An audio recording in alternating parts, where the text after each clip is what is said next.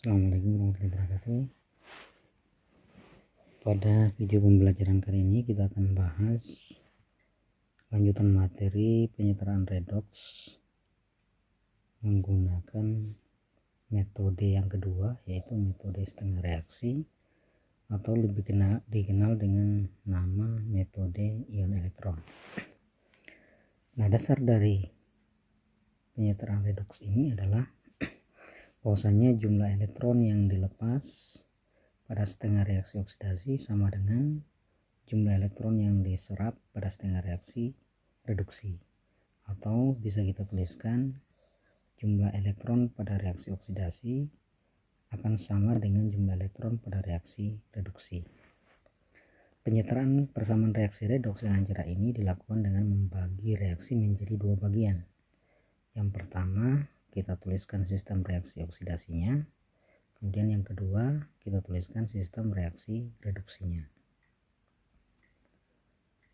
Penyelesaian dilakukan untuk setiap bagian. Setelah itu masing-masing dikerjakan dengan melanjutkan penyetaraan jumlah elektron, baik itu sistem oksidasi maupun sistem reduksinya. Nah, setelah penyetaraan reaksi selesai, maka langkah terakhir nanti kita akan menjumlahkan kedua reaksi sehingga menghasilkan penyetaraan redoks yang lengkap. Proses penyetaraan berlangsung menurut 4 langkah, di mana langkah-langkahnya itu pada langkah kedua itu menjadi langkah yang paling banyak. Jadi konteksnya nanti kita akan lakukan penyetaraan menggunakan 4 langkah. Langkah pertama, langkah kedua, kemudian langkah ketiganya, serta langkah keempat setelah kita melakukan penyetaraan langkah kedua dan langkah pertama.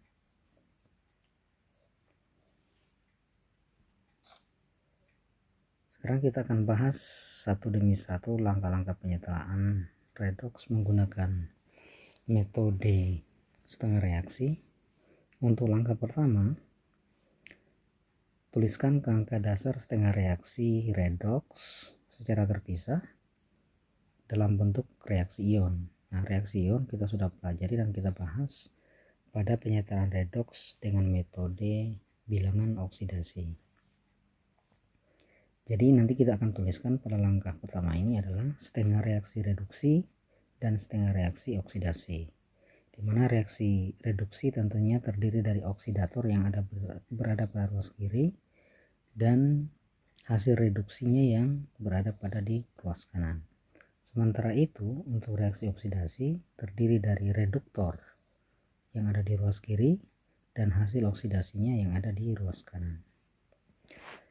Di dalam pengerjaan metode setengah reaksi untuk langkah yang pertama ini, selain kita menentukan reaksi ionnya, kemudian menuliskan setengah reaksi masing-masing, tentunya setiap reaksi reduksi dan oksidasi harus kita tahu bilangan oksidasinya.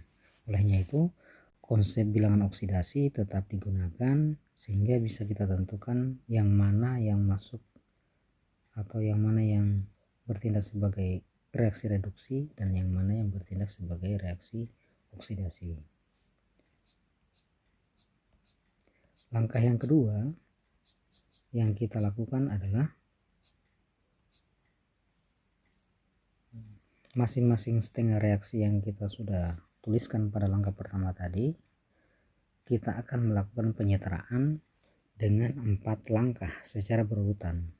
Jadi ada 4 langkah secara berurutan, tidak boleh kita balik-balik. Misalnya kita menyetarakan dulu langkah kedua baru langkah pertama, atau langkah ketiga dulu baru kita setarakan langkah yang kedua, itu salah. Jadi harus secara berurutan, kita mulai dari langkah pertama, kemudian langkah kedua, langkah ketiga sampai langkah keempat. Di langkah kedua bagian pertama yang dilakukan adalah menyetarakan atom unsur yang mengalami perubahan bilox. Jadi di sini catatannya bahwa langkah pertama yang harus dilakukan adalah menyetarkan unsur yang mengalami perubahan bilox. Olehnya itu di langkah pertama tadi kita menentukan unsur-unsur yang mengalami perubahan bilox. Biasanya unsur yang mengalami perubahan bilox itu adalah selain oksigen dan hidrogen, karena oksigen dan hidrogen akan disetarakan setelah unsur yang mengalami perubahan bilox selesai disetarakan. Nah, jika ada unsur lain di dalam senyawanya, maka setelah kita menyetarakan unsur yang mengalami perubahan bilox, baru kita setarakan unsur lainnya. Misalnya pada senyawa Mn KMnO4, jika yang berubah biloxnya adalah Mn, maka yang pertama kita setarakan adalah Mn-nya. Setelah itu, jika Mn sudah setara, maka kita lanjutkan dengan menyetarakan unsur lain selain oksigen, berarti dalam hal ini adalah unsur kalium.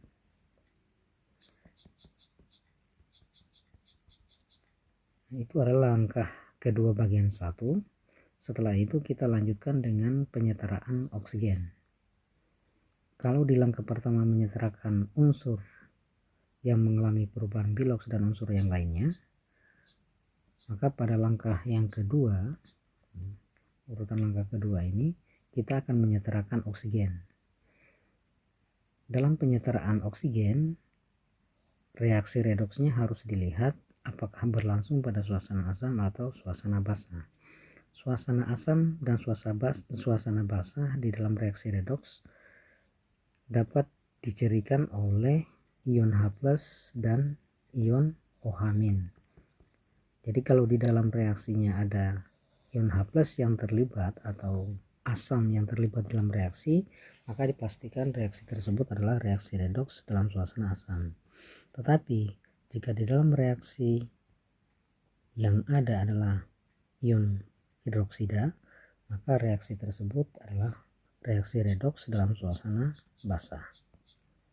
Nah, jika suasana asam reaksinya, maka yang dilakukan di dalam penyetaraan redoks untuk atom oksigennya adalah dengan menambahkan molekul air atau H2O sebanyak yang diperlukan pada ruas yang kekurangan oksigen.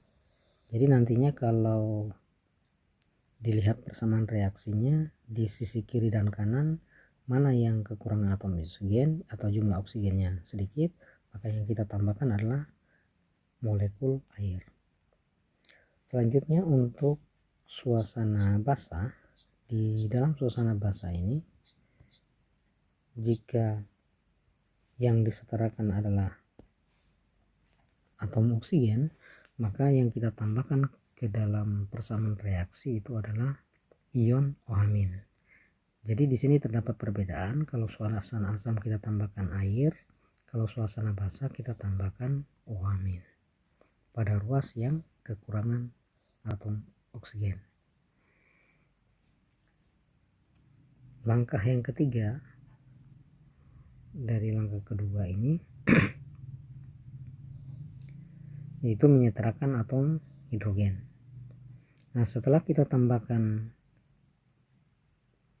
molekul air pada langkah yang kedua tadi, akibatnya adalah terjadi penambahan atom hidrogen, ataupun pada suasana basah jika kita setarakan oksigennya dengan menambahkan OH-, otomatis pada ruas sebelahnya itu akan terjadi kekurangan atom hidrogen. Dengan demikian, langkah selanjutnya adalah kita menyetarakan jumlah atom oksigen hidrogen. Nah, masih tetap pada suasana reaksi redoksnya itu asam atau basa.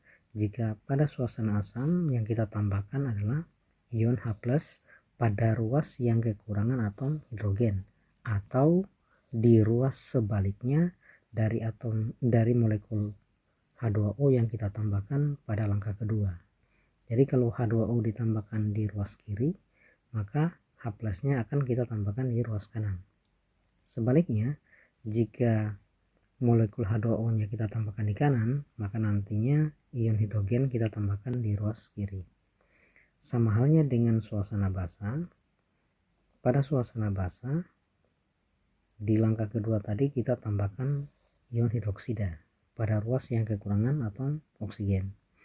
Berarti untuk menyetarakan hidrogen, kita harus tambahkan molekul air pada ruas yang sebaliknya dari penambahan ion OH-. Kalau ion OH- ditambahkan di kanan, maka molekul airnya ditambahkan di kiri. Sebaliknya, jika ion hidrogennya ditambahkan di kanan, di kiri, maka molekul airnya kita tambahkan di kanan.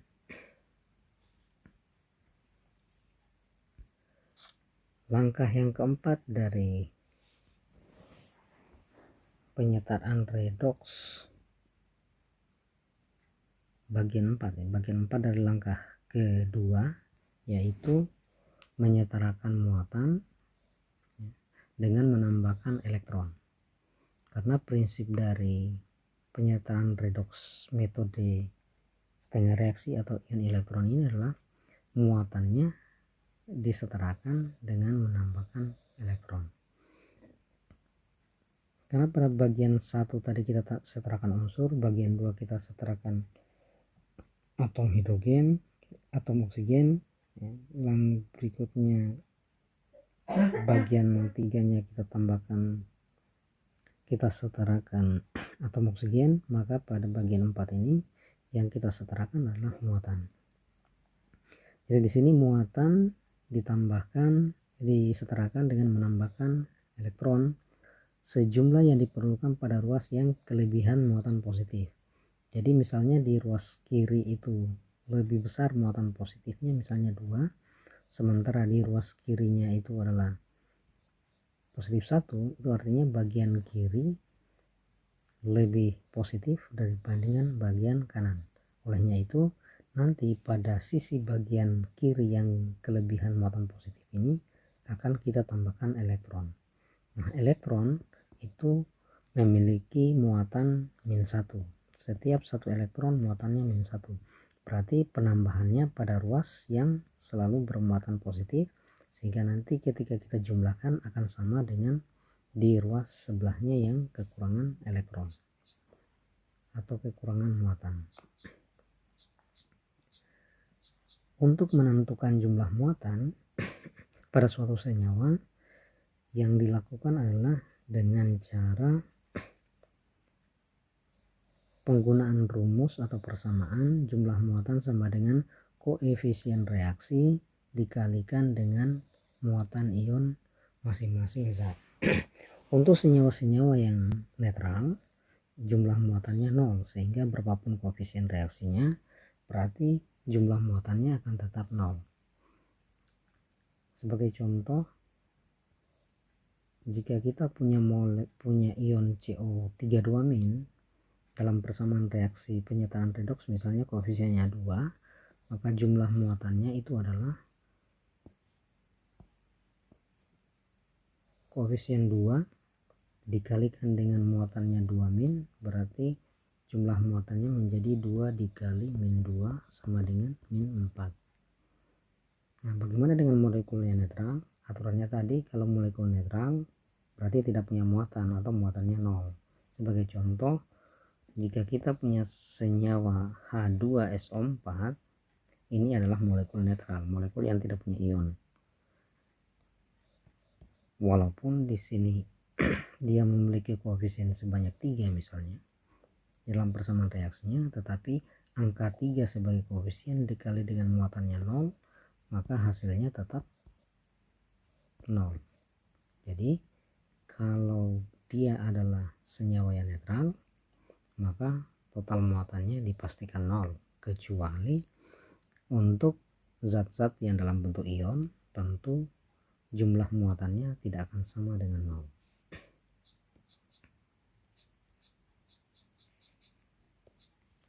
Selanjutnya langkah yang ketiga di dalam penyetaraan redoks ini, yaitu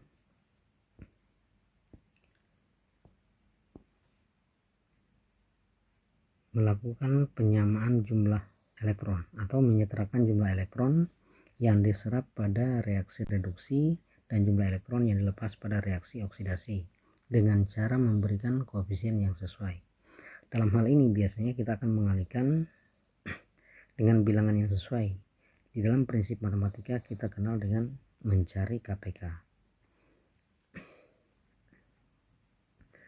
Langkah yang keempat sebagai langkah terakhir setelah kita melakukan penyetaraan dari langkah pertama sampai langkah ketiga, maka reaksi dari kedua reaksi oksidasi dan reaksi reduksi tadi tinggal kita jumlahkan.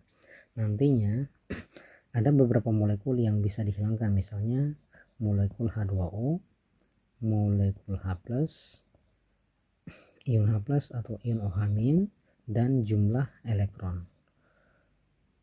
Pada persamaan reaksi yang kiri dengan kanan, kiri kanan, jika molekul-molekul ini ada, maka bisa kita saling hilangkan. Nah, ini ada beberapa catatan mengenai penyetaraan redoks. Penyetaraan dalam larutan suasana asam itu berbeda dengan suasana basah, karena suasana asam tadi yang kita tambahkan untuk penyetaraan oksigen adalah H2O, sementara pada suasana basah yang kita tambahkan untuk menyetarakan oksigen adalah ion OH-. Jika reaksi berlangsung pada suasana basah, maka dalam reaksi tidak boleh terdapat ion H+. Sebaliknya, jika reaksi berlangsung pada suasana asam, tidak boleh terdapat ion OH-. Jika soal persamaan reaksi dalam bentuk molekul, maka persamaan reaksi ion yang telah selesai dikembalikan kepada persamaan bentuk reaksi molekulnya dengan menambahkan kation anion yang diperlukan.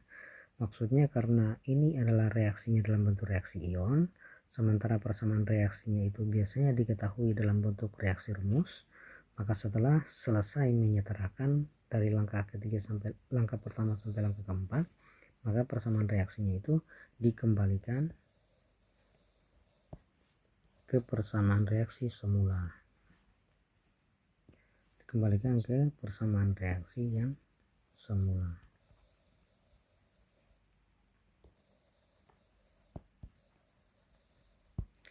Nah, demikian pembahasan kita dan pembelajaran kita bagaimana cara langkah-langkah kita menyelesaikan persamaan redoks menggunakan metode setengah reaksi atau yang dikenal juga ion elektron.